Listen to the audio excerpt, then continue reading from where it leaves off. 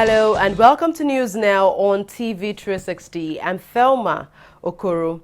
A federal high court in Abuja has adjourned till March 13th a request to set aside an order asking two oil companies to return the EOPL 245 oil block to the Nigerian government.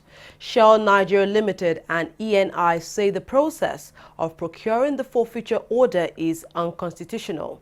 OPL 245, considered the richest in Africa, is estimated to contain about 9 billion barrels of crude oil.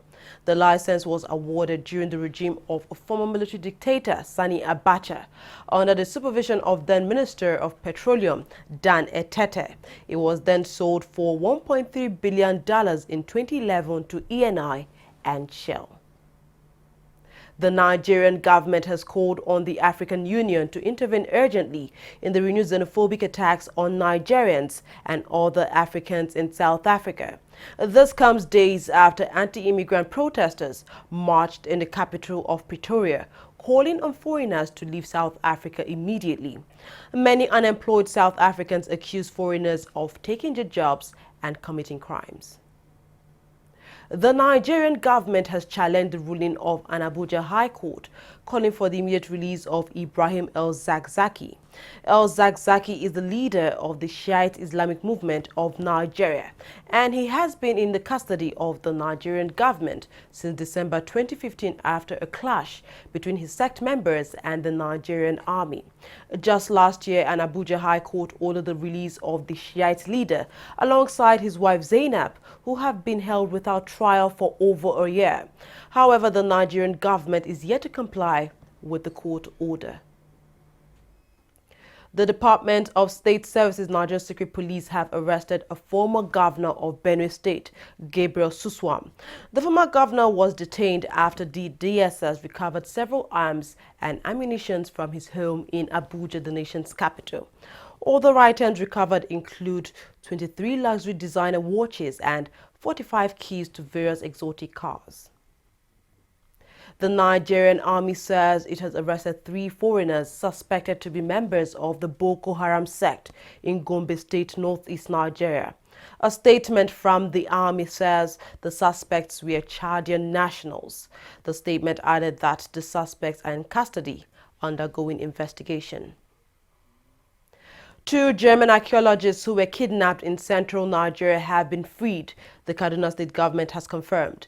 The 2 Germans had been abducted on Wednesday last week during an evacuation work at Jajele village in Kaduna State. During the kidnap, 2 hunters who tried to stop the gunmen were killed. The police said no ransom was paid when the archaeologists were freed late on Saturday. The Nigerian government has reviewed visa processes to encourage foreigners and investors who wish to visit the country. According to Minister of Information and Culture, Lai Mohammed, the new review is aimed at removing complex bottlenecks and encouraging business travelers and tourists to give the economy a boost. In a statement issued, the minister said that the type of visas currently reviewed include visa on arrival process, as well as business visas, tourist visas, and transit visas. The Ahmed McCarthy faction of the People's Democratic Party, PDP, says it has evidence to prove that the governing All Progressives Congress is behind the party's crisis. PDP has been embroiled in a leadership crisis between 2 factions of the party, led by Ahmed McCarthy and Ali Modu Sheriff. A few days ago, Sheriff was declared the authentic chairman of the opposition PDP by the Court of Appeal in Port Harcourt. The McCarthy faction has since appealed the decision at the Supreme Court. The Independent National Electoral Commission (INEC) says more than 25 of its staff members were receiving medical attention as a result of attacks during a supplementary election in Eche local government area of Rivers State. In an interview with newsmen in Port Harcourt, the state capital, the resident electoral commissioner blamed the attacks on the people of Rivers State. He said one of the victims just regained consciousness on Sunday. Elections in Rivers State have been usually marred by violence.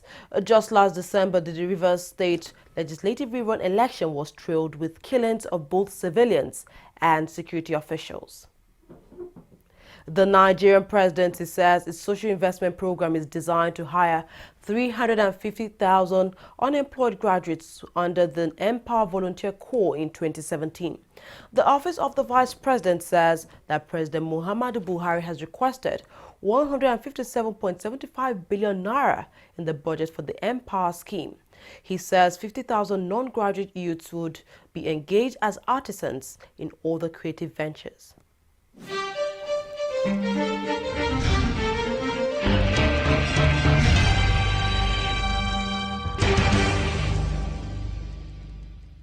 Corruption not in my country. Mr. Job! Mr. Job! What is it now? What is it now? Please turn down the volume of your music. It's too loud. And how is that your business? It is disturbing me. I can't sleep.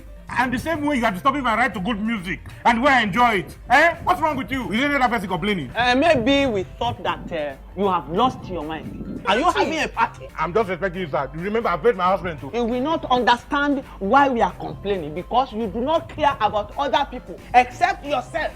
Look, the transformation we need in this country begins in this compound. Yes, now. From you, and I. This your selfishness is an offshoot of corruption. And corruption not in my country. Go to your bank. Oh. Corruption not in my country.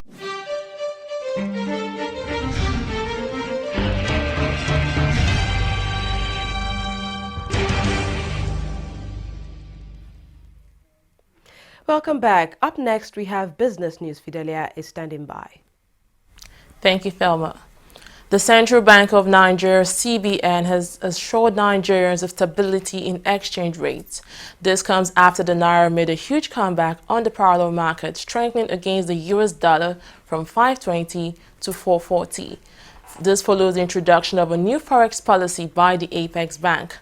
Deputy Director Trade and Exchange Department of CBN, Olu Vincent, at an event gave the assurance, adding that measures have been put in place to support businesses in the country, as well as stimulate growth and grow the economy. The number of domestic airlines in the country has dropped from 150 to 8 in the last 17 years. This is according to the Nigerian Civil Aviation Authority, NCAA. General Manager Public Relations of NCAA, Sam Adurogboye, disclosed this during an interaction with journalists over the weekend. He says the decline was as a result of lack of proper corporate governance and inability to fulfill safe operations rather than multiple charges as some of the airlines had claimed. Oil prices rose on Monday as investors showed record confidence in prices rising further, though gains were capped by rising U.S. productions. Brent crude rose by 52 cents to $56.51 a barrel, while Urals crude added 42 cents to trade at $54.41 a barrel. OPEC and other producers, including Russia last year, agreed to cut output by 1.8 million barrels per day to drain an oversupply that has kept prices depressed for more than 2 years. That's all on business. Thelma will be back with more stories. Stay tuned.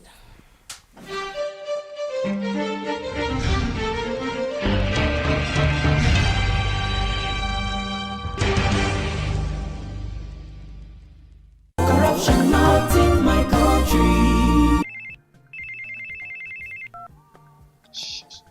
Hello, Alhaji. Right now I'm in Abuja. No.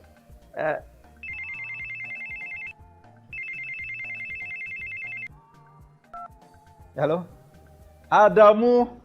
Right now I'm in Kano. Yes. When I get back, I will just call you. Look, what is wrong with you? I'm talking on the phone and you are gesticulating and doing. What's wrong with you? Daddy, where exactly are we as we speak? Are you alright? This is Lagos. Well, you just lied to someone that we're in Abuja. Keep quiet. Who told you you can tell an elderly person is lying? Daddy, you just lied.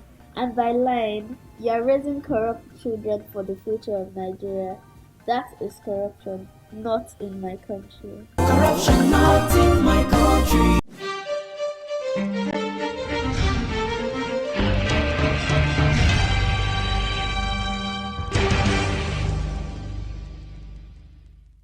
Welcome back. UN peacekeepers in Central African Republic have prevented heavily armed militia from launching an attack on the town of Bambari. A spokesperson for the UN peacekeeping mission, Vladimir Monteiro, said that about 40 fighters from the FPRC militia were spotted gathering in the town, armed with AK-47 assault rifles and grenades. Monteiro told newsmen that an attack helicopter had been called in to disperse the militia. Thousands of South Sudan families are being forced to eat weeds and water lily roots. That's what Reuters is now reporting. According to the news agency, families can't even farm crops or even earn money to buy food. Just last week, the United Nations declared that parts of South Sudan are experiencing famine, the first time the world has faced such a catastrophe in 6 years. The disaster is largely man-made. Oil-rich South Sudan, the world's youngest nation, plunged into a civil war in 2013 after President Salva Kiir fired his deputy president, Riek Machar, and since then fighting has fractured the country. Plateau United remained on top of the Nigerian Professional Football League, despite a 1-0 loss to Ifeanyi FC over the weekend. The Jos-based side, however, had their lead at the top of the table, cut to 2 points after second-placed El Kanemi Warriors defeated Nasarawa United 2-0 at home. Defending champions Rangers continued their poor start to the season, losing 2-1 away to MFM, while last season runners-up Rivers United also lost 1-0 to Sunshine Stars.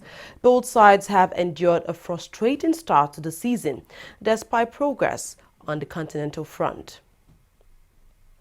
Nigeria has lined up international friendlies against Senegal and Burkina Faso in London. The Super Eagles will face the Teranga Lions on 23rd of March and the Stallions 4 days later as part of their build-up for the 2019 African Cup of Nations qualifiers against South Africa in June this year. Nigeria has won 8, drawn 5 and lost 3 times in 16 previous matches against Senegal. However, they have never lost to Burkina Faso in 13 previous games. UK's double Olympic champion Farah has again denied that he broke anti-doping rules. This comes amid fresh allegations against his coach, Alberto Salazar. Salazar is accused of abusing medicines and used prohibited infusions. These latest claims have increased the pressure on the coach, his athletes and the British sporting officials who employed him as a consultant. That's all we have on News Now. Thank you very much for watching. I'm Thelma Okoro.